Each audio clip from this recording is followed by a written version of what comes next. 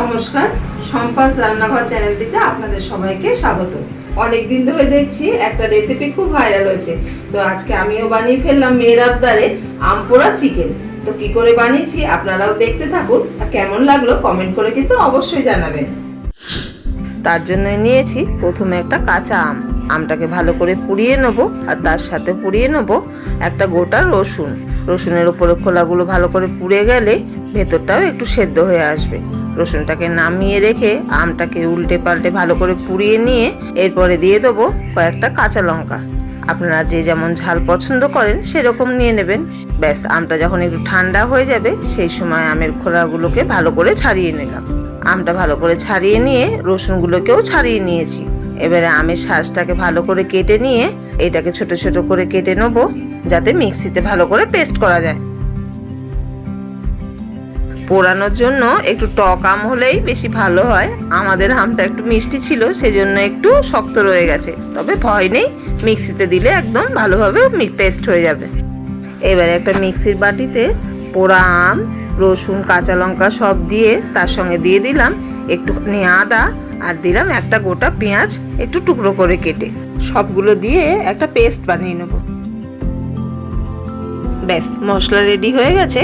এরপরে আগে থেকে ধুয়ে রাখা চিকেনটাতে মশলাটা দিয়ে দিলাম, আর দিয়ে দিলাম তার সাথে রোজকার মশলাগুলো, স্বাদ মতন নুন, জিরে গুঁড়ো, ধনে গুঁড়ো, আর কাশ্মীরি লঙ্কার গুঁড়ো, হলুদ গুঁড়ো, আর কিছুটা সর্ষের তেল। খুব ভালো করে মশলাগুলো মাংসের সঙ্গে মাখিয়ে আধ ঘন্টা থেকে 1 ঘন্টা ম্যারিনেট করে রাখবো। আধ ঘন্টা পর তেল গরম করে কিছুটা পেঁয়াজ ভাজতে দিয়ে দিলাম। পেঁয়াজটা যখন ভালো করে ভাজা হয়ে আসবে সেই সময় দিয়ে দেবো ম্যারিনেট করা চিকেনটা।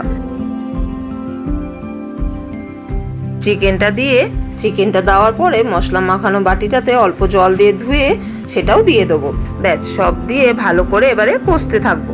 কিছুক্ষণ অল্প আছে চিকেনটাকে ধীরে ধীরে কষাতে থাকবো। এইভাবে ঢাকা দিয়ে দিয়ে চিকেনটা কষাতে থাকলে যেমন তাড়াতাড়ি সেদ্ধও হয়, আর তেমনি মশলার তেলটা বেরিয়ে চিকেনের কালারটাও কিন্তু খুব সুন্দর হয়। চিকেনটা যখন ভালো করে কষানো হয়ে আসবে সেই সময় বসিয়ে দিতে হবে পাশের গ্যাসে গরম জল। জলের মধ্যে দিয়ে দিলাম গোটা গরম মশলা দিয়ে জলটাকে ভালো করে ফুটিয়ে নেবো। এদিকে চিকেনটাও কষানো হয়ে গেছে। এবারে যে জলটা ফুটতে দিয়েছিলাম গরম মশলাগুলো ছেঁকে সেটা চিকেনে দিয়ে দেবো। জলটা দিয়ে ভালো করে একটু চিকেনটা নাড়িয়ে নিয়ে ঢাকা দিয়ে দেবো। কিছুক্ষণ বেশ ভালোভাবে ফুটে গেছে, এই 5 থেকে 7 মিনিট। চিকেনগুলো কিন্তু খুব ভালোভাবে সেদ্ধ হয়ে গেছে। ব্যাস, আর কি, সবশেষে ওপর থেকে কিছুটা ধনেপাতা দিয়ে নামিয়ে নেবো। এখন দেখলে মনে হবে ঝোলটা একটু বেশি আছে, কিন্তু ঠান্ডা হলে বেশ ঘন হয়ে আসবে। দেখতে কিন্তু দারুণ হয়েছে, কি বলুন? এই রান্নাটা দেখতেও যেমন সুন্দর, হয়ও খুব তাড়াতাড়ি, আর খেতেও কিন্তু হয় দুর্দান্ত।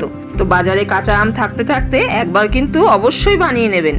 আর ভিডিওটি ভালো লাগলে আমাদের চ্যানেলটিকে লাইক ও সাবস্ক্রাইব করে দেবেন।